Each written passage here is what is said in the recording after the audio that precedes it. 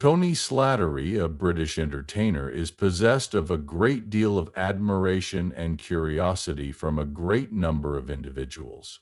Famous comedian Slattery was known for his quick wit, which had the ability to make people laugh out loud.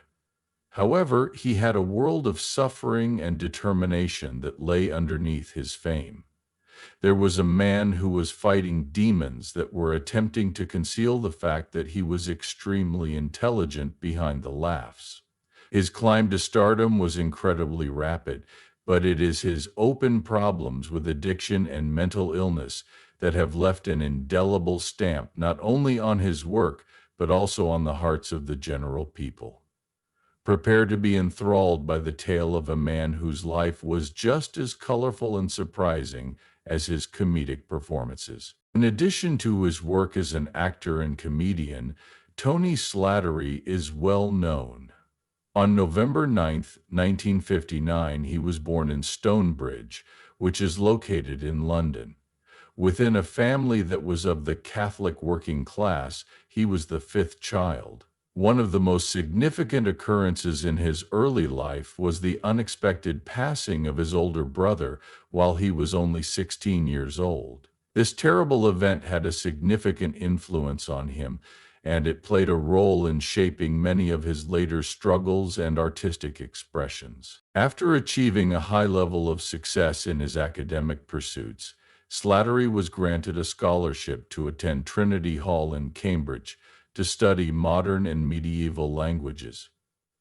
During his time at Cambridge, he became active in the theater and comedy scenes, and he eventually became the president of the Cambridge Footlights, which is the most well-known comic troupe at the university. During that period of time, Stephen Fry, Hugh Laurie, and Emma Thompson were his contemporaries, and he made lifelong friends with all of them, including Hugh Laurie. It was during this time that Tony focused on his impromptu talents, which would later prove to be the most vital aspect of his employment. When Tony became a well-known face on British television in the 1980s and 1990s, his career took off and he became very successful. Between the years 1988 and 1995, he was a regular performer on the improvisational discussion show Whose Line Is It Anyway?, where he gained a reputation for his quick wit and comedic timing. Because he was able to come up with hilarious ideas on the fly and perform them with charisma, he was a darling among the audience. Although Slattery is most known for his work on television, he has also appeared in a number of films, including Peter's Friends and The Crying Game. He also had a career in the theater. The performance he gave in Neville's Island garnered him acclaim from the critics, and he was even considered for an Olivier Award nomination. In spite of the fact that he was successful in his professional life, Slattery struggled a great deal in his personal life. He struggled with his mental health and was eventually diagnosed with bipolar disorder as a result of his struggles. Moreover, he struggled with substance abuse. These issues became even more severe as a result of the pressures associated with celebrity and the unresolved pain from his upbringing. During the 1990s, he began to withdraw from the public glare, and he prioritized his health over his professional life. As a result, his work received less attention. The fact that Slattery was prepared to talk about his issues moved a lot of people who were affected by it.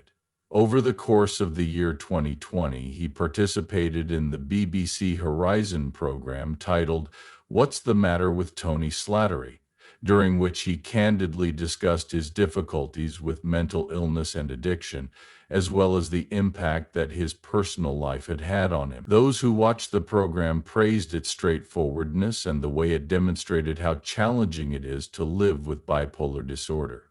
A long-term connection with his boyfriend, Mark Michael Hutchinson, was something that Slattery maintained throughout his entire life.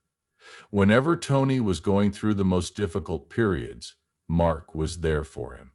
Due to the fact that they had been together for nearly 4 decades, it is clear that their relationship was both robust and affectionate. Over the course of his senior years, Tony Slattery adopted a more laid-back approach to life, despite the fact that he occasionally made special appearances on stage and television.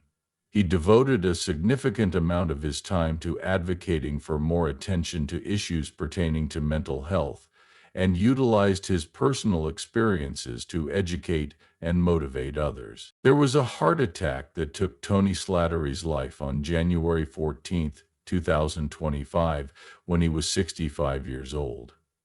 Through his legacy, he left behind a legacy of advocacy, strength, and pleasure. A large number of tributes were received from his friends, co-workers, and admirers who recalled him as a person who has a remarkable talent and was exceptionally nice.